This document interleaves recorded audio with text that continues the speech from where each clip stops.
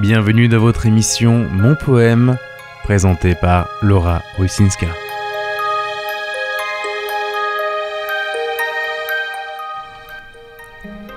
Chères auditrices, chers auditeurs, bienvenue dans notre émission Mon Poème, votre émission dédiée à la poésie, à votre poésie, à la poésie de la vie. Nous serons très heureux de recevoir vos appels pour vous entendre lire vos poèmes ou nous demander de lire vos poèmes.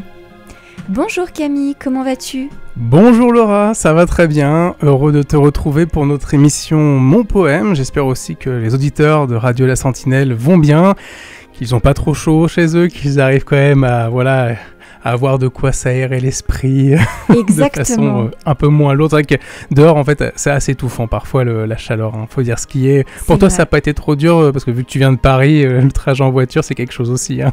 Oui, c'est vrai que c'est un trajet, en effet. Maintenant que la route est remise en circulation, c'est facile. Ah oui, c'est vrai qu'on ne s'est pas vu depuis quelques temps parce que, comme vous le savez, hein, l'autoroute A13 était, comme qui dirait, un peu bloquée pour cause de chantier sur la voirie. C'est ça, exactement. Ça faisait 5 heures aller-retour. Oui, ça commence à faire beaucoup, tu m'étonnes. C'est quasiment comme si je partais à Toulouse. Non, mais c'est trop ça. Donc, à un moment donné, voilà, faut faire les choses de façon raisonnable. Et on a fait les choses bien. Je pense que les auditeurs étaient contents des émissions qu'on a fait ces 2 derniers mois. Donc, c'était vraiment cool. Oui, exactement. Eh bien, écoute, moi aussi, ce début d'été est fort agréable. Alors, c'est vrai que nous avons la chance d'être au frais ici. Mais une astuce très simple, sans climatisation, juste simplement fermer les fenêtres, les portes. Oui. Et les rideaux, si on en a, et les volets. C'est très important. C'est très important d'avoir un peu de son. Alors chez nous, c'est un peu compliqué, on va pas se mettre dans le noir non plus, mais bon, c'est vrai qu'on évite d'ouvrir les fenêtres, c'est clair, on les ouvre pas parce que dehors, il fait limite plus chaud qu'à l'intérieur, donc on va éviter ce genre de déboire. Exactement. Alors aujourd'hui, nous avons le plaisir de nous retrouver sur le thème de l'inspiration. Tout à fait. Un thème inspirant, comme qui dirait. Exactement, un thème inspirant. Nous avons préparé avec Camille une émission riche d'inspiration. Ouais. Bah oui, parce qu'il y a beaucoup de choses qui peuvent nous inspirer. Et moi, il y a des choses qui m'inspirent peut-être plus que d'autres. Et vous allez découvrir des choses, peut-être que vous allez redécouvrir des choses que vous connaissez, ou dont on vous a parlé. Et voilà, vous n'êtes pas vraiment imprégné, mais là, vous allez voir, ça va être une émission vraiment particulière. Exactement, une émission riche en émotions positives. Alors c'est vrai que lorsque nous parlons d'inspiration, déjà nous pouvons parler du fait d'inspirer, inspirer de l'air, se remplir. Voilà, Camille le fait très bien, il nous fait un exercice en direct. Tout à fait, de respiration. Exactement. Et c'est se remplir de vie, finalement, respirer, c'est se remplir de vie. Sans ça va être compliqué. Exactement, donc se remplir pour vivre. Et c'est vrai que nous pouvons faire ce parallèle entre le fait d'inspirer et le fait d'être inspiré. C'est vrai. Donc j'inspire... et je me remplis de vie, je me remplis d'air. Et c'est parce que je me remplis de vie et d'air que je peux trouver cette énergie qui va me permettre de créer. C'est vrai. Et alors justement, toi Camille, c'est quoi pour toi l'inspiration ? Bon, l'inspiration de base, c'est, je dirais, être influencé positivement par des choses qui m'entourent. Donc ça peut être des personnes, clairement par ce qu'ils écrivent, par ce qu'ils disent, etc. Mais ça peut être aussi par, je dirais, des expressions artistiques qui pourraient être peut-être qualifiées de nature morte, j'en sais rien. Genre un tableau, ça peut être quelque chose d'inspirant. Hein. Tu peux regarder un tableau et te dire, ouais, on a vraiment voulu transmettre quelque chose. Et puis au final, quand on nous transmet quelque chose, peut-être que d'un autre côté, on a aussi envie de le partager. Voilà, l'inspiration, c'est pas que pour soi. En général, je pense que quand on est inspiré par quelque chose, ça transparaît dans notre quotidien, tu vois. Super. Et donc, j'espère que nous, on est bien inspirés pour cette émission pour vous retransmettre quelque chose d'unique, de positif. Parce que ouais, je pense que l'inspiration, même si disons, quand on est inspiré souvent par des idées de quelque chose, quelqu'un d'autre, je pense que derrière, il y a quelque chose d'unique qui se crée. Et on découvrira ça dans l'émission également parce que on va parler d'un sujet par rapport au poème que j'avais envie de traiter avec toi.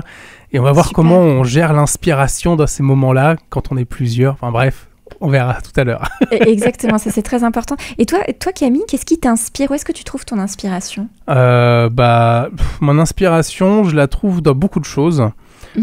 Par exemple, la nature m'inspire. D'accord. C'est vrai que quand je suis à l'extérieur... Et quand je vadrouille et que je laisse aller mes pensées et puis que je marche, parfois des choses peuvent m'inspirer juste par le regard, par quelque chose qui est passé devant moi. Souvent en voiture, quand je fais un trajet, ça m'arrive parfois de voir des oiseaux qui font du surplace en planant. C'est des choses tout bêtes qui peuvent m'inspirer, qui peuvent me pousser à la réflexion. Alors que parfois on pourrait se dire c'est quelque chose de banal.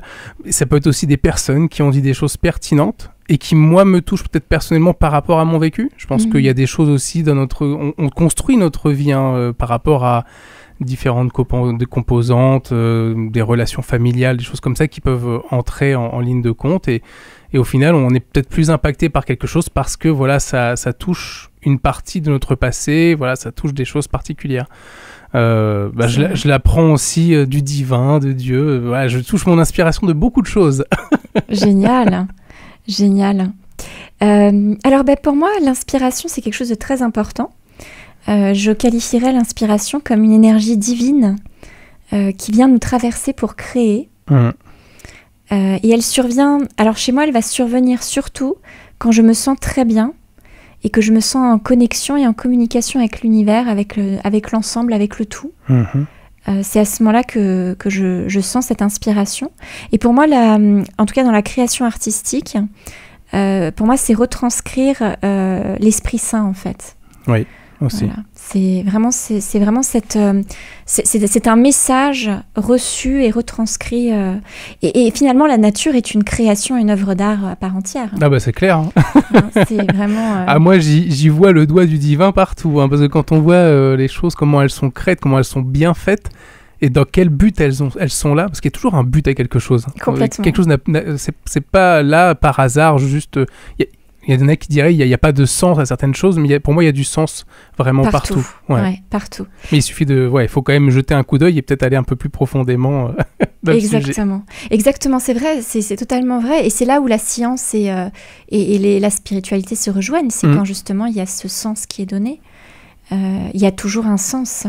Ce n'est pas fait par hasard et surtout, c'est parfait. Ouais, c'est vrai. Vraiment parfait, c'est vraiment le beau. D'ailleurs, c'est un thème que j'aimerais que nous traitions dans une autre émission, le thème du beau et de la beauté au sens du parfait. Alors c'est vrai que moi aussi, la nature, tout comme toi, m'inspire beaucoup. Les magnifiques moments de vie que je peux observer, que nous pouvons créer déjà en tant qu'être humain entre nous, et puis également la nature avec ses habitants, tous ces beaux spectacles qui nous sont offerts.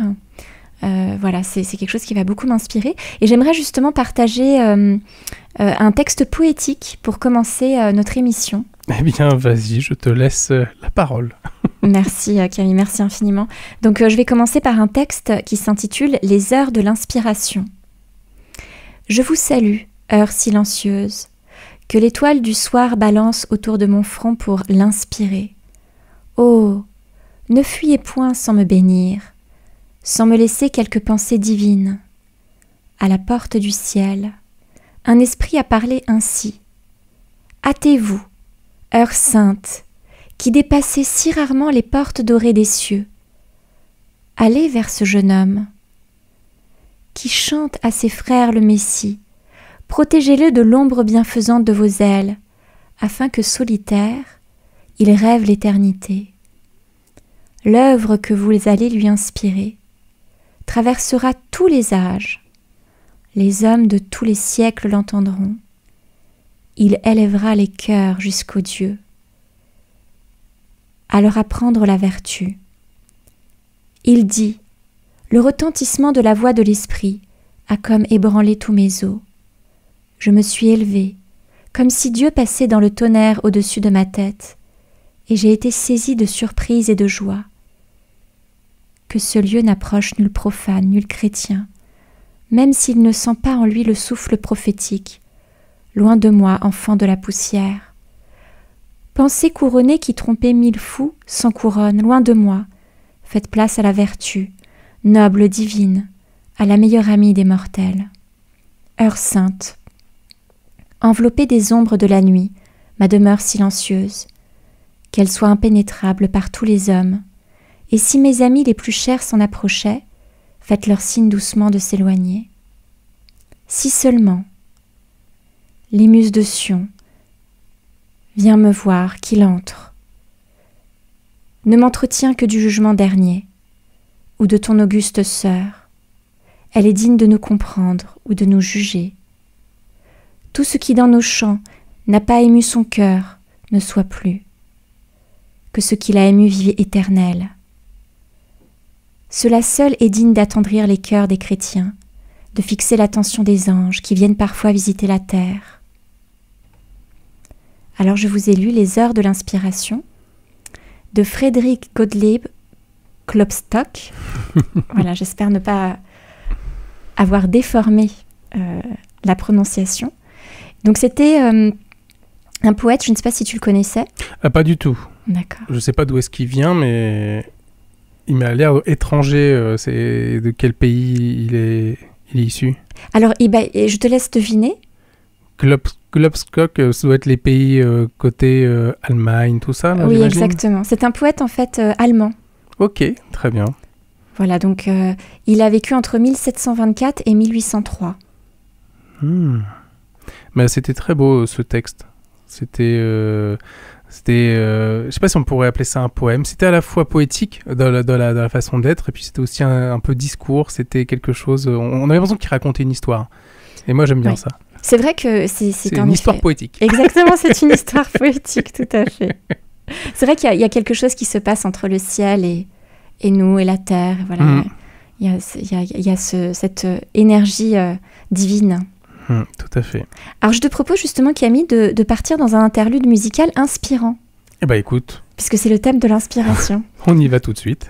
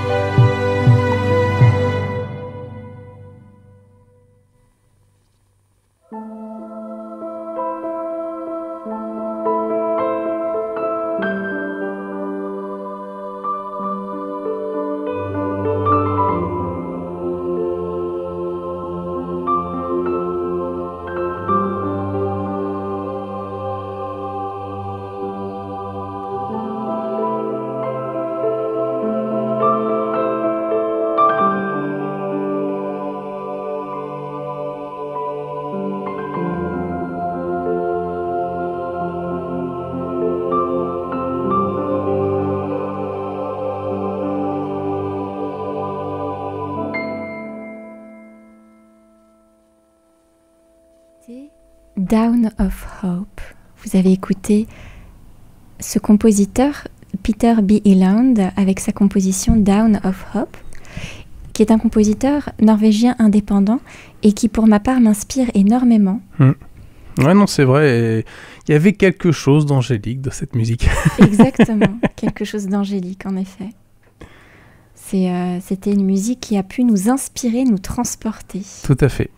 Alors, je crois, Camille, que toi, tu continues avec l'inspiration, n'est-ce pas ? Ah bah oui, avec un poème qui se nomme tout simplement l'inspiration. Exactement. Pour faire simple. Exactement.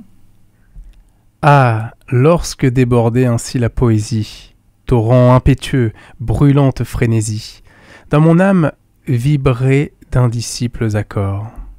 Comme sous l'ouragan bat la vague marine, sous la muse mon cœur battait dans ma poitrine. Mais ma lyre jamais n'égalait mes transports. Par l'inspiration, je restais oppressé. Comme la druidesse au sommet du dolmen, j'implorais pour donner un corps à ma pensée. Ton langage éthéré, musique, écho d'Éden. Il est des sentiments mystérieux, intimes, qu'aucun mot ne peut rendre et que toi seul exprime. Ces rêves incompris du monde où nous passons, ces extases d'amour d'un cœur qui vient de naître. Alors, j'aurais voulu, pour les foires connaître, moduler sous mes doigts de séraphiques sons. J'aurais voulu pencher à l'harpe sonneur, répandre autour de moi l'âme qui me dévore, dans des flots d'harmonie aux anges dérobés. Oui, j'aurais voulu voir, quand mon âme est émue, tous les cœurs palpitants d'une foule inconnue, sous mes accents divins, demeurer absorbés. Louise Collet. Bravo pour cette lecture. On essaye de mettre de l'enthousiasme. C'est superbe. C'est superbe. Alors c'est vrai que Louise Collet, c'est une poétesse et femme de lettres française qui a vécu entre 1810 et 1876. D'accord. Son poème reste très moderne. C'est vrai. Et je la connaissais pas. C'est la première fois qu'on la diffuse, un poème d'elle, je crois, Louise Collet. Exactement, tout à fait. Bah c'est bien, on découvre d'autres auteurs. C'est important. Exactement. Nous allons également découvrir des auteurs contemporains dans cette émission. C'est vrai. Dont certains auteurs que j'ai le plaisir après de contacter pour pouvoir les interviewer. Alors je crois justement que tu avais une proposition originale. Oui, écoute, vu qu'on est dans les parties d'inspiration, je me suis dit pourquoi pas écouter des citations de personnes qui ont inspiré le monde et pourquoi pas parler d'une des personnalités qu'on considère extrêmement intelligente, mais qui était aussi très humble. Et c'est ça que j'aimais beaucoup chez cette personne, c'était Einstein. Super. Donc on va écouter ça. La vie, c'est comme une bicyclette. Il faut avancer pour ne pas perdre l'équilibre.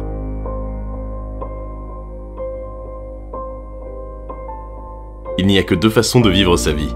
L'une en faisant comme si rien n'était un miracle, l'autre en faisant comme si tout était un miracle. Je ne pense jamais au futur, il vient bien assez tôt.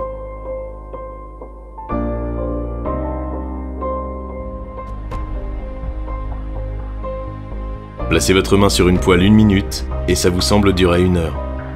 Asseyez-vous auprès d'une jolie fille 1 heure et ça vous semble durer 1 minute. C'est ça la relativité.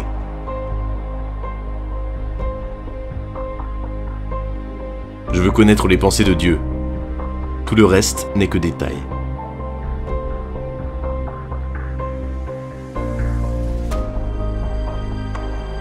Ce qui fait la vraie valeur d'un être humain, c'est de s'être délivré de son petit moi. Ne fais jamais rien contre ta conscience, même si l'État te le demande.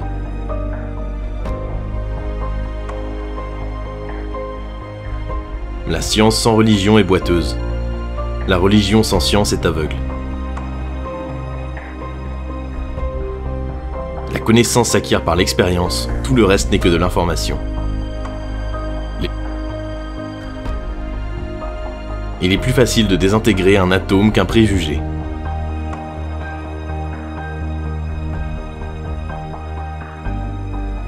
Un problème sans solution est un problème mal posé.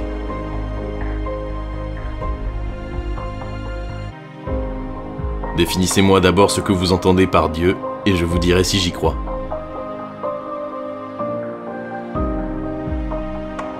Il est hélas devenu évident aujourd'hui que notre technologie a dépassé notre humanité.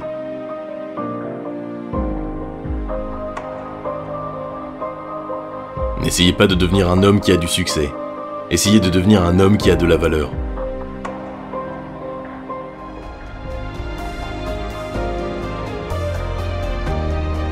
Ce qui compte ne peut pas toujours être compté, et ce qui peut être compté ne compte pas forcément.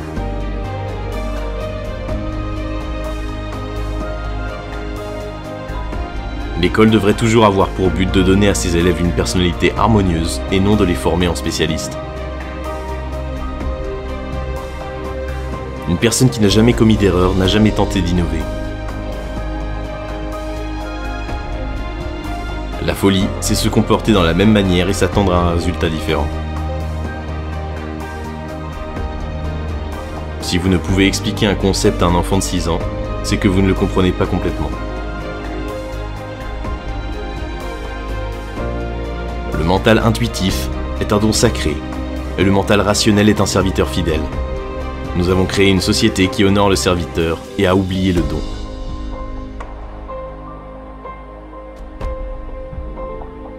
Deux choses sont infinies, l'univers et la bêtise humaine. Mais en ce qui concerne l'univers, je n'en ai pas encore acquis la certitude absolue. Le monde ne sera pas détruit par ceux qui font le mal, mais par ceux qui les regardent sans rien faire. Voilà, quelques citations. Quelques citations qui sont de notoriété publique, hein, donc des citations d'Einstein. Ouais, puis qui poussent à réfléchir. Il y en avait un petit peu de, il y avait un peu de tout. C'est vrai je pense qu'il a beaucoup réfléchi dans sa vie. Bien sûr. Et il s'est posé beaucoup de questions. Et j'ai adoré. J'adore les citations d'Einstein. Je trouve qu'elles sont tellement remplies de bon sens et de vérité. C'est vrai. Donc c'est vrai qu'il y avait beaucoup à voir. Je pense que le mieux, c'est quand vous êtes chez vous, vous regardez un petit peu ce qu'il y a comme citation sur Internet et puis vous posez devant et puis vous restez 2-3 minutes à réfléchir sur le sujet. C'est vrai que il y a tellement de choses parfois qui sont très profonds et ça demande quand même un temps de réflexion, je pense, pour bien les assimiler, parce qu'il y a beaucoup de choses à dire sur ce qui a été dit. Ah oui, déjà c'est d'une actualité redoutable, hein, c'est-à-dire que c'était des citations qu'Einstein avait écrites à son époque, mais qui aujourd'hui sont d'une vérité totale. Ce qui devient inquiétant, c'est que l'être humain n'a toujours pas percuté, alors que c'est des citations, quand il parle du fait que la technologie a dépassé l'humanité, c'était déjà vrai à son époque. Là, aujourd'hui, c'est juste pas entendable. Les propositions qui sont faites, par exemple, d'un point de vue politique, ou les courants qui sont pris pour influencer la société à nous poser des questions sur notre nature profonde, qui est quand même quelque chose qui est acquis à la naissance. Je trouve que là, en effet, on a dépassé, pour moi, des choses qui sont acceptables. Et c'est vrai que tout à l'heure, nous disions que la nature est parfaite. Elle est parfaite tant que l'homme n'a pas décidé de jouer à Dieu, à essayer de la transformer. C'est ça. Donc, Et on aime bien se faire passer pour le créateur. Alors, je dirais que l'être humain, de manière générale, est une personne très humble et très bienveillante. Mais je dirais qu'il y a quand même quelques personnes sur Terre... Disons qu'il y a un bon processus créatif. C'est comme tout. Ah oui, il y a un merveilleux processus créatif, mais il y a des gens sur Terre qui, en effet, pour moi, ils sont dépourvus d'âme et d'esprit et qui, eux, aiment jouer au créateur, justement. Parce ils sont déconnectés. Ah, complètement. Il n'y a plus personne dans le véhicule, quoi. Hein. Il y a juste le corps qui est là et l'âme et l'esprit ne sont pas présents. Et c'est vrai que ces personnes-là, en effet, prennent une place qui n'est pas du tout la place qu'ils doivent prendre et font justement des horreurs. Ça a fait pour ça à l'époque d'Einstein, les créateurs de la bombe atomique, ils ont fait un film là-dessus pour ceux qui l'ont vu. Et c'est vrai que ça pousse à réfléchir. Ça pousse vraiment à réfléchir et même on est mal à l'aise par rapport à la personne, parce que la personne qui a créé à la finale, elle devient torturée parce qu'elle se rend compte qu'elle a fait une énorme boulette. Et dans le monde dans lequel on vit, faut être prudent. Ah, complètement. Il faut être très prudent et une découverte, une recherche peut très rapidement devenir diabolique, quoi. Tout simplement, c'est vrai. Eh bien, écoute, je te remercie infiniment d'avoir partagé ces citations qui ont en tout cas fait voyager mon esprit. Et j'espère qu'ils ont fait voyager l'esprit de nos auditrices et nos auditeurs. Tout à fait, j'espère aussi. Tu as un poème pour nous, il me semble. Exactement, tout à fait. Je voudrais partager avec vous un très beau poème d'Esther Granek, dont j'aime beaucoup les écrits. Et donc, je vais commencer à lire ce poème. Qu'il lui soit fait ou non honneur, l'enthousiasme créateur se fera ange ou bien démon. En bref, telle est l'inspiration, car sachez-le, cette infidèle, pas trop souvent se fait la belle, en vous laissant sur le pavé. Dès lors, qui voudrait la chanter? L'inspiration est une garce qui vous embobine à son gré. On ne sait sur quel pied danser, quand l'émotion tourne à la farce. L'inspiration fait l'imbécile lorsqu'elle arrive à contretemps. L'effet en est fort déroutant, et l'on vous juge un peu débile, l'inspiration parfois sorcière, vous fait goûter au nirvana, en vous piégeant dans l'éphémère. Vous en sortez en piètre état. L'inspiration tant vous régale, qu'il vous en vient bonheur extrême, quand la voilà prise de flemme, et vous en perdez les pédales. L'inspiration est une ordure, qui par ses accents les plus purs, vous soufflera maintes bêtises. Déjà vos ennemis s'engrisent. L'inspiration souvent rigole, et vous dit « Ailleurs on m'attend », et puis aussitôt fout le camp. Et voilà, quand vous tout s'affole. Donc je vous ai lu ce poème d'Esther Granec sur l'inspiration. Donc Esther Granec, qui a vécu entre 1927 et 2016, donc qui nous a quittés relativement récemment. Très contemporain. Exactement, très contemporain. Donc poétesse qui met en lumière, avec un humour parfois décalé, certaines idées. C'est intéressant, ça fait le lien avec, en effet, les découvertes. Il y a des bonnes découvertes, des découvertes qui sont à utiliser dans un certain cadre, et puis aussi la question de l'inspiration qui survient lorsque nous sommes véritablement en harmonie avec nous-mêmes et également avec tout ce qui nous entoure, et dans l'amour et la gratitude, et qui n'est pas là quand nous ne sommes pas dans cet état. Et c'est intéressant de voir que cette autrice a été survivante de la Shoah. Exactement. Parce qu'en fait, là, on comprend aussi le pourquoi de ce poème, où l'inspiration peut se faire ange ou démon. On peut très bien se faire inspirer d'une personne, mais pour des dessins qui, au final, vont apporter des choses terribles. Et elle, ce qu'elle a vécu, forcément, c'était quelque chose de terrible. Ah oui, c'était terrible. C'est vraiment terrible. Donc, ouais, c'est ça, l'inspiration. C'est vrai qu'elle peut être une garce, elle peut être très inspirante, mais elle peut aussi faire les pires coups si on ne sait pas chez qui s'inspirer. Tout à fait, Camille, c'est vrai, et c'est très d'actualité en ce moment. Oui, tout à fait. Alors, je crois également que tu as un poème à nous proposer. Alors, j'ai proposé quelque chose, parce qu'on parle d'inspiration, et il existe les poèmes partagés. Tu dois connaître ce que c'est. En fait, c'est des poèmes collaboratifs où des gens se mettent ensemble et décident de créer un poème ensemble. Et d'ailleurs, c'est vrai que là, on se demande, mais alors, comment on jauge l'inspiration des uns et des autres, comment on s'adapte au texte des uns et des autres. Et d'ailleurs, ce poème qu'ils ont écrit, ils l'ont écrit en s'inspirant même d'un autre poème, parce que tu vas reconnaître un petit peu la forme, tu vas voir. Si tu ne te connais pas le poème dont je veux parler, je pense que, bon, tu me diras. Et donc, c'est donc une classe avec 2 élèves, 2 profs et 4 personnes en ligne en plus, qui étaient vraiment collaboratifs sur ce sujet. Et ils ont créé un poème qui se nomme « Biomasse ». Sur les cailloux des ruisseaux, sur les lichens de la toundra, sur le sable des plages, j'écris ton nom. Sur les gouttelettes éclatées, sur la terre silencieuse, sur la neige qui s'évapore, j'écris ton nom. Sur le souffle du vent intangible, sur la brise qui berce les roseaux, sur les ailes des oiseaux, j'écris ton nom. Biomasse. Donc là, je pense que tu as vu un petit peu ce petit poème, de quoi il était inspiré? Eh bien oui, c'est le poème de Paul Éluard. Voilà. Liberté. J'écris ton nom, liberté, tout à fait. Liberté, très beau poème. Ouais. Et donc voilà, ils ont fait un petit poème tous ensemble. Donc c'est intéressant de voir comment ils se sont inspirés. Je dirais que la forme est là par rapport à l'inspiration du poète Paul Éluard. Et derrière, il y avait un fond qu'ils ont voulu amener dedans, à leur façon, plutôt sur l'environnement et sur ce que l'on voit autour de nous et sur la nature qui nous entoure. Je trouve ça intéressant. C'est très intéressant, Camille, vraiment très intéressant. Et justement, je voulais profiter, alors déjà bravo pour ce superbe poème. Ça me fait penser aussi à ce que nous avions fait, je ne sais pas si tu te souviens, il y a de nombreuses années, nous avions fait intervenir une école de Rouen qui avait écrit ensemble avec leur professeur Oui, ça me parle. Écrit, ouais. C'était il y a un petit moment, mais oui. Ça me fait penser à ça. Et justement, je voulais profiter de cette opportunité que tu nous offres avec ce poème que tu as trouvé.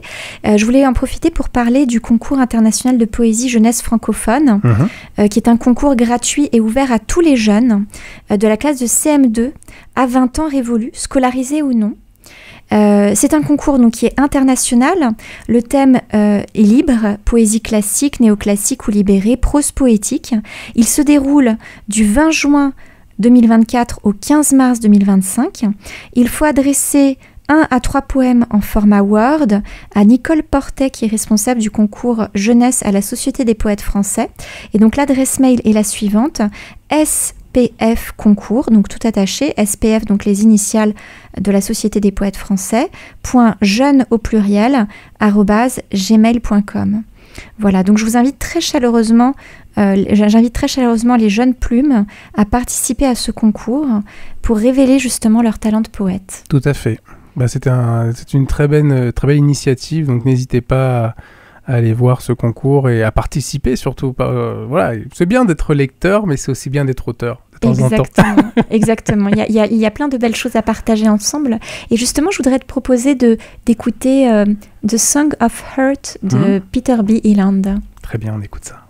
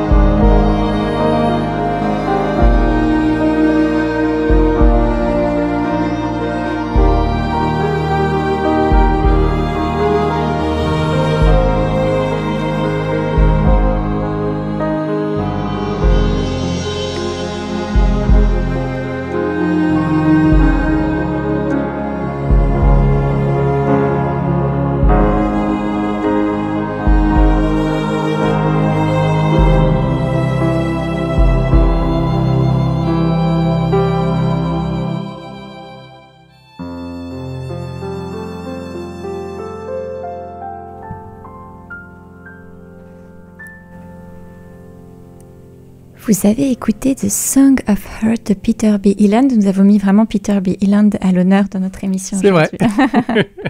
C'est vrai il fait de très belles compositions aussi. Hein, ouais, c'est magnifique. Ces compositions sont magnifiques. C'est très lumineux, très optimiste. C'est ça que j'aime aussi chez ce compositeur-là. Ouais. Ouais, et c'est grâce à toi que j'ai découvert. Écoute, je te remercie infiniment. C'est vrai que moi, je suis très sensible à la beauté dans ce sens-là, justement. Alors, justement, l'inspiration, c'est ce qui permet à l'artiste de créer et au poète d'écrire. N'est-ce pas, Camille? Et il me semble que tu as quelque chose à partager d'un auteur tout à fait contemporain. Tout à fait. Qui a pour titre « Écrire ». Le geste a frémi, le regard a signé. Son passage, la ligne d'écolier, capture, la ligne d'horizon. D'une virgule, le vent a tiré. Les nuages, éclat de soleil, sourire d'un roseau, penseur qui goûte son parfum de sommeil sur l'écorce des mots. Les rêves murmurent à la feuille le rythme indolent du silence pour unique compagnon. Ogba Naji. Alors c'est un auteur qui est encore vivant. Ok. C'est un auteur qui est enseignant et il est formateur auprès de personnes fragilisées par un handicap. D'accord. Voilà. Et j'aimerais bien l'interviewer dans le futur. Oui, ça peut être intéressant, ouais, tout à fait. Je vais le noter pour le contacter. Très bien, et tu as raison, on sera heureux de l'avoir à l'antenne et je pense qu'il sera heureux aussi de pouvoir parler de tout ça, quoi. Exactement. Et je crois, Camille, aussi que tu voulais partager avec nous quelque chose de très fort. Oui, alors justement, ce que beaucoup de personnes connaissent, parce que qui ne connaît pas aujourd'hui Martin Luther King? Qui ne connaît pas? Et tout le monde le connaît surtout parce qu'il a fait un discours qui a remué les foules, qui a remué les cœurs, qui a donné envie, qui a donné un nouvel élan à cette Amérique qui était malheureusement plongée dans un racisme qui était fort, hein, parce que là-bas, les Noirs pouvaient rien faire, il y avait des lieux spécifiques pour les Blancs, enfin bref, c'était quelque chose de terrible. Et il a fait un discours, et là, on l'a en version française, si je puis dire, retranscrit en français. Donc je vous invite à l'écouter, et j'avoue que c'est quand même un discours en l'écoutant, parce que moi je l'avais jamais vraiment découvert en tant que tel, je comprends pourquoi ça a marqué et ça a fait que ça a changé les choses. Ça a changé les choses. Alors on écoute ça, le discours de Martin Luther King, I Have a Dream. L'Amérique ne connaîtra ni repos, ni tranquillité tant que les Noirs ne jouissent pas pleinement de leurs droits civiques. Les orages de la révolte continueront à secouer les fondations de notre pays jusqu'au jour où la lumière de la justice arrivera. Mais il y a quelque chose que je dois dire à mon peuple, qui sont sur le point de franchir le seuil de la justice. En luttant pour prendre notre juste place, nous ne devrons pas nous rendre coupables d'actes injustes. Ne buvons pas de la coupe de l'amertume et de la haine pour assouvir notre soif.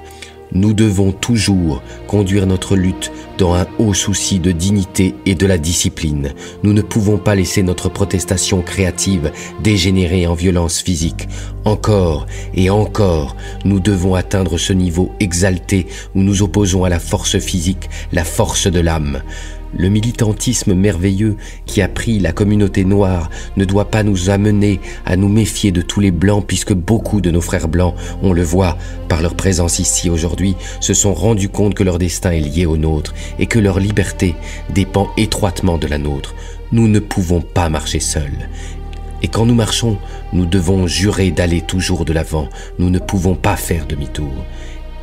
Il y en a qui demandent aux fervents des droits civiques « Quand serez-vous satisfaits ?» Nous ne saurons être satisfaits tant que nous ne pouvons pas laisser nos corps fatigués se reposer dans les motels des routes ni les hôtels des villes. Nous ne saurons être satisfaits tant que les Noirs ne peuvent bouger que d'un petit ghetto à un ghetto plus grand. Nous ne saurons être satisfaits tant qu'un Noir en Mississippi n'a pas le droit de voter et qu'un Noir à New York ne voit rien pour lequel il peut voter. Non, non, nous ne sommes pas satisfaits et nous ne serons satisfaits que le jour où la justice se déchaînera comme les eaux et que la rectitude sera comme un fleuve puissant. Je ne suis pas sans savoir que certains d'entre vous arrivent ici après maintes épreuves et tribulations. Certains d'entre vous viennent directement des cellules étroites de prison. Certains d'entre vous viennent des régions où votre quête pour la liberté vous a laissé meurtri par les orages de la persécution et renversé par le vent de la brutalité policière. Vous êtes les vétérans de la souffrance créative. Persévérez dans l'assurance que la souffrance non méritée vous portera rédemption. Ne nous complaisons pas dans la vallée du désespoir. Je vous dis aujourd'hui, mes amis, que malgré les difficultés et les frustrations du moment, j'ai quand même un rêve. C'est un rêve profondément enraciné dans le rêve américain. J'ai un rêve qu'un jour, cette nation se lèvera et vivra la vraie signification de sa croyance. Nous tenons ces vérités comme allant de soi, que les hommes naissent égaux. J'ai un rêve qu'un jour, sur les collines de terre rouge de la Géorgie, les fils des anciens esclaves et les fils des anciens propriétaires d'esclaves pourront s'asseoir ensemble à la table de la fraternité. J'ai un rêve qu'un jour, même l'État de Mississippi, un désert étouffant d'injustice et d'oppression, sera transformé en un oasis de liberté et de justice. J'ai un rêve que mes 4 enfants habiteront un jour une nation où ils seront jugés non pas par la couleur de leur peau, mais par le contenu de leur caractère. J'ai un rêve aujourd'hui. J'ai un rêve qu'un jour, l'État de l'Alabama, dont le gouverneur actuel parle d'interposition et de nullification, sera transformé en un endroit où des petits-enfants noirs pourront prendre la main des petits-enfants blancs et marcher ensemble comme frères et sœurs. J'ai un rêve aujourd'hui. J'ai un rêve qu'un jour, chaque vallée sera levée, chaque colline et montagne sera nivelée, les endroits rugueux seront lissés et les endroits tortueux seront faits droits, et la gloire du Seigneur sera relevée, et tous les hommes la verront ensemble. Ceci est notre espoir. C'est avec cet espoir que je rentre au sud. Avec cette foi, nous pourrons transformer les discordances de notre nation en une belle symphonie de fraternité. Avec cette foi, nous pourrons travailler ensemble, prier ensemble, lutter ensemble, être emprisonnés ensemble. Nous révoltons pour la liberté ensemble, en sachant qu'un jour, nous serons libres. Et si l'Amérique veut être une grande nation, ceci doit se faire.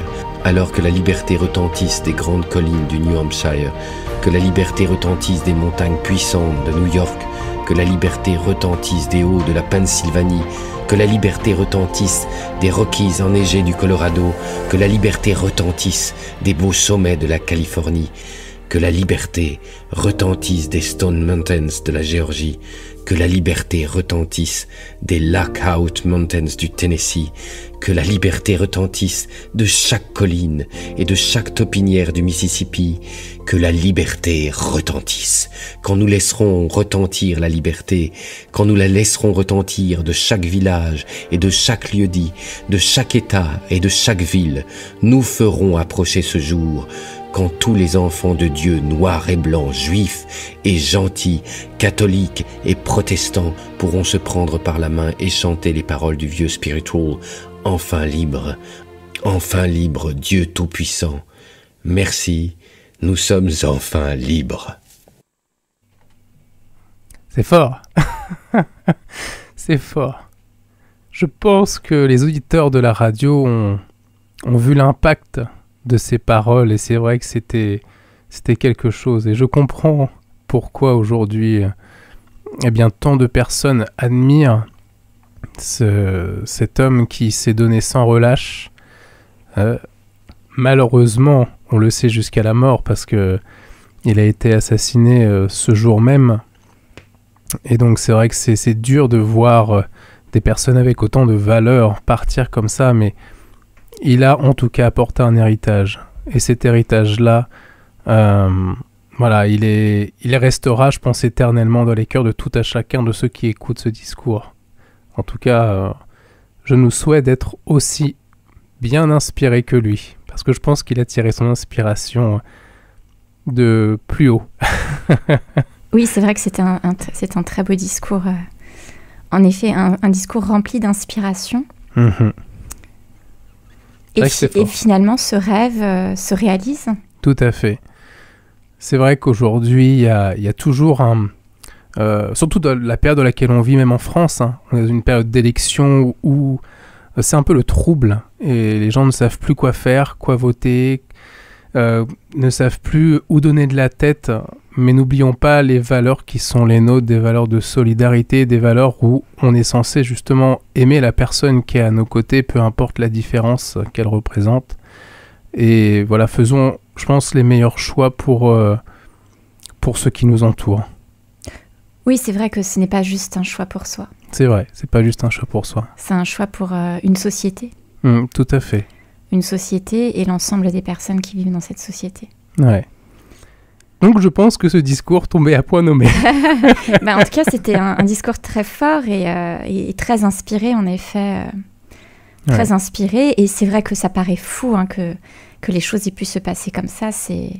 Mais c'est malheureux, mais c'est les personnes comme ça qui ont tellement de cœur dans ce qu'ils font et qui ont un message juste. Et malheureusement, quand des gens ont des messages justes, bien souvent, il y a des personnes qui ne supportent pas ça à des points vraiment extrêmes. Et c'est ça qui est triste. C'est ça qui est triste.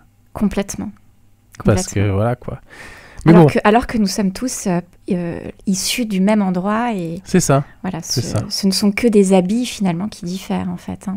Mais ça fait plaisir de voir dans ce discours la profondeur et le côté qui montre aussi que il est là et il voit que certes il y a tout le peuple noir qui est autour de lui, mais il voit aussi toutes ces personnes blanches qui sont là également pour attester que il y a quelque chose qui est pas normal et qu'on doit lutter contre ça. Donc c'est pas qu'une histoire de couleur, de race, etc. Parce que tout le monde l'a soutenu au final. Ah oui, je pense que vraiment tout le monde, c'était juste une poignée de personnes. Voilà, c'est les poignées de personnes qui ont... Mais voilà, les choses changent et faisons en sorte que les choses restent surtout pour le mieux. Exactement, tout à fait. Qui est une justice qui soit faite, mais pas en fonction des origines des gens, qui est complètement scandaleux. C'est vrai. C'est en fonction des actes qui sont posés que ça doit être fait, c'est sûr. C'est sûr. Et c'est vrai que c'est superbe de voir aujourd'hui que son rêve s'est réalisé. C'est vrai. Tu as un petit poème pour nous, il me semble. Exactement, je voulais vous lire un poème qui s'intitule « L'inspiration poétique ». Donc je vais vous le lire. La poésie, lecteur ce langage sublime, ce n'est pas simplement un vêtement de rime, couvrant toute pensée qu'on veut faire partager, car l'esprit nous importe bien plus que la lettre, et il ne convient pas assurément de mettre une cape de roi sur un vulgaire sujet. N'en déplaise d'ailleurs aux artistes modernes, dont bien des œuvres d'art trop souvent nous consternent, égarés dans leur quête de la nouveauté. Les divines muses, poésie et musique, peinture et sculpture, princesses magnifiques, ne peuvent vivre qu'au royaume de beauté. Mais qu'est-ce que la beauté, me direz-vous peut-être ?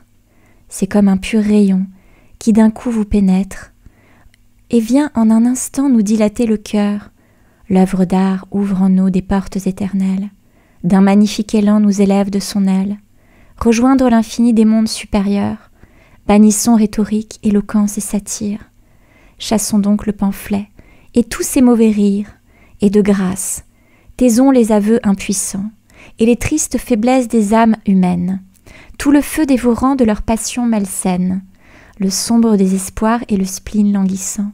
Que ton poème soit cette brise légère, apportant du printemps les parfums éphémères, ou ce que l'aiguillon raconte à l'océan, quand l'écume des vagues vole sur les crêtes, lorsque le vent et l'eau se livrent en tempête, sous un ciel orageux, un combat de géants, ou quand sur l'horizon, le soleil vient d'éclore, le tout premier rayon qui jaillit à l'aurore, pure source de vie, qui fuse des confins, que ton inspiration, un instant nous dévoile, la musique des sphères, l'inaccessible étoile, les louanges que chantent à Dieu les séraphins, que tes poèmes, enfin à tes lecteurs procurant, comme s'ils s'abreuvaient d'une onde toujours pure, la subtile impression et le trouble enivrant de boire à la source de l'éternelle vie, d'étancher pour un temps leur soif inassouvie, d'infini d'absolu,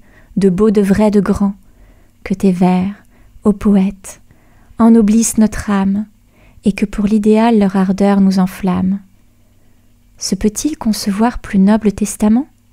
Et lorsque ton lecteur aura fermé ton livre, qu'il ait plus que jamais le désir de mieux vivre, les deux pieds sur terre, mais la tête au firmament. Je vous ai lu ce poème d'Arnaud Jonquet, qui a été subtilement choisi par un de nos amis et auditeurs fidèles, Jean-Paul Baudouin. Merci Jean-Paul Baudouin, parce que c'était un très beau poème. Un magnifique poème. Tout à fait. Un magnifique poème rempli de beauté et qui fait vraiment un lien formidable avec le discours de Martin Luther King. Oui, c'est vrai. Et je te propose justement, Camille, ça fait beaucoup d'émotions pour nous d'un coup, que nous fassions une petite pause musicale. Qu'est-ce que tu en penses ? Ouais, petite pause musicale, ça va nous faire du bien. Allez, on se retrouve juste après. Super.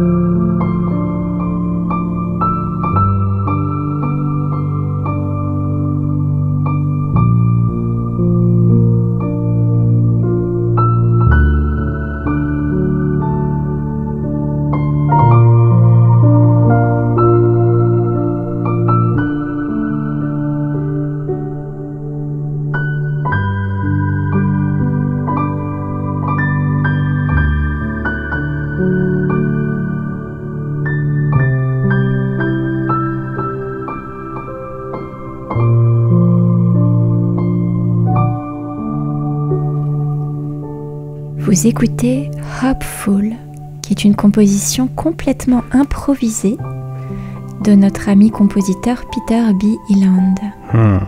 J'aime beaucoup, comme d'habitude. Piano maintenant cette fois-ci. Exactement. Et improvisé complètement. Il a fait ça en improvisation. Franchement, c'est magnifique. Magnifique. Et je te propose justement, Camille, de clôturer notre émission avec un ensemble de citations inspirantes. Pourquoi pas ? C'est une très très bonne idée. Vu qu'on parle d'inspiration, on va voir un petit peu quelles peuvent être les inspirations possibles. Et si ça peut vous toucher ou pas, on verra bien. Je commence. Donnez à ceux que vous aimez des ailes pour voler, des racines pour revenir et des raisons de rester. Le Dalai Lama. Chaque cœur chante une chanson inachevée, jusqu'à ce qu'un autre cœur la chuchote en retour. Ceux qui souhaitent chanter trouveront toujours une chanson. Platon. La vie est un défi à relever, un bonheur à mériter, une aventure à tenter. Mère Teresa. Tomber 7 fois, se relever 8. Proverbe japonais. L'intellect saisit les vérités et vit ainsi dans l'éternité. Platon. Votre vision deviendra claire seulement lorsque vous pourrez regarder dans votre propre cœur. Qui regarde à l'extérieur rêve. Qui regarde à l'intérieur s'éveille. Carl Jung. Pour ce qui est de l'argent, il viendra bien. Si nous cherchons d'abord le royaume de Dieu, le reste sera donné par surcroît. Mère Teresa. Vous ne pouvez jamais traverser l'océan jusqu'à que vous ayez le courage de perdre de vue le rivage. Christophe Colomb. Le meilleur moment pour planter un arbre était il y a 20 ans. Le deuxième meilleur moment est maintenant. Proverbe chinois. Quand je désespère, je me souviens que tout au long de l'histoire, la voie de la vérité et de l'amour a toujours triomphé. Il y a eu dans ce monde des tyrans et des assassins. Et pendant un moment, ils peuvent sembler invincibles, mais à la fin, ils tombent toujours. Gandhi. Très belle citation pour terminer cette émission. Exactement, tout J'aime en beaucoup. Inspiration et en harmonie. Tout à fait. C'est la fin de l'émission, Camille, je crois. Malheureusement, on va devoir se quitter. Et quand est-ce qu'on va se retrouver, justement ? Eh bien, nous nous retrouvons le mercredi 31 juillet à 17h. Et je voudrais vous proposer le thème de la beauté. Ok, c'est une très bonne idée. Puisque nous avons abordé le thème de l'inspiration qui nous a révélé la beauté qu'il y avait aussi dans la vie, la beauté spirituelle, la beauté du créateur et aussi de nous en tant que création et créateur. Et donc, je voudrais aborder ce thème sur la beauté. Ok, écoute, ce sera fait le mois prochain. Restez bien à l'écoute sur les belles ondes du 97.9. Et moi, ce que je propose, c'est d'écouter un petit titre avant de nous quitter, Le Sommet de Petit K. Et on se retrouvera bien sûr le mois prochain. Avec un immense plaisir avec nos chères auditrices et chers auditeurs. Salut tout le monde. T'abandonnes avant la ligne d'arrivée. Tu te questionnes avant d'avoir essayé, freinant tes 4 fers face au destin. Quand ça s'accélère, tu remets à demain.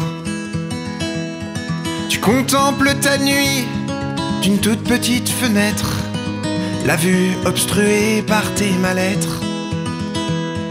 T'es content de ta vie pour pas dire que tu t'en contentes, toujours occupé, l'âme absente. N'en fais pas une montagne, l'ombre déteindra sur toi. Le sommet ne se gagne pas en claquant des doigts. N'en fais pas une montagne, mais sache l'affronter pas à pas. Le sommet ne se gagne pas d'en bas.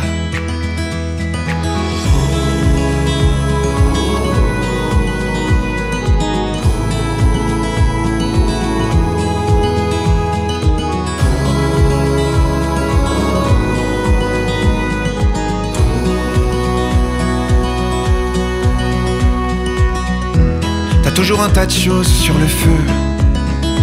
T'es partout et nulle part à ta place.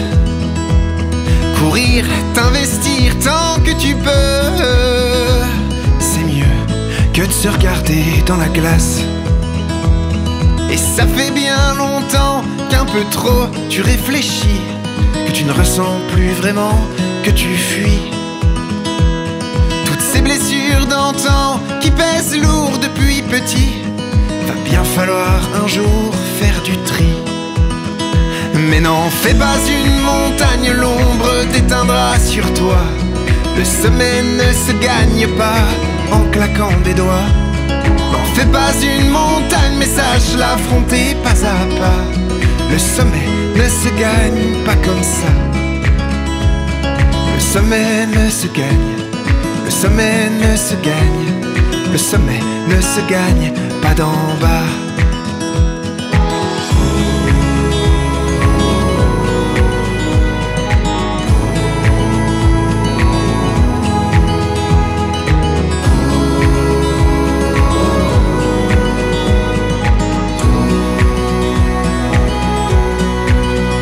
Et quand tu penses l'avoir eu, dominant tes appréhensions, ce n'est que le début.